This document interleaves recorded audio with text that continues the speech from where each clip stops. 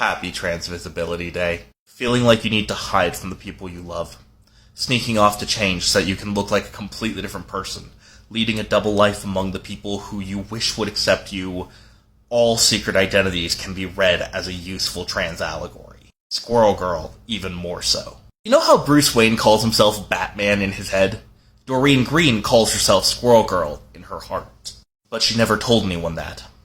When she was in junior high, that was her secret name.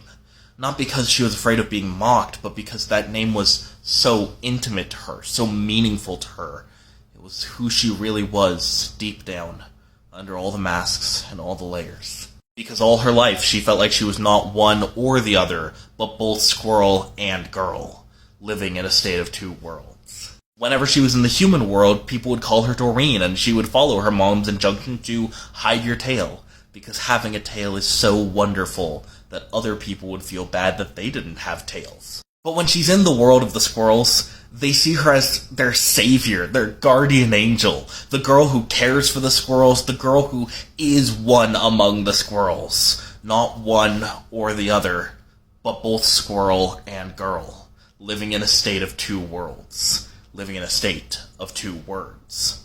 So, instead, they gifted her a new name, a blend of their words for squirrel and girl.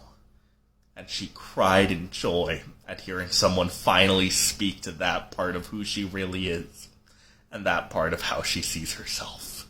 And there's much, much more to this trans allegory between Doreen Green and Squirrel Girl, but I feel like it would be more meaningful and impactful if you read it yourself and interpreted it for yourself, rather than me interpreting it for you. So you can find Squirrel Girl comics and novels at your local library. If they don't have it, ask a librarian how to do an interlibrary loan.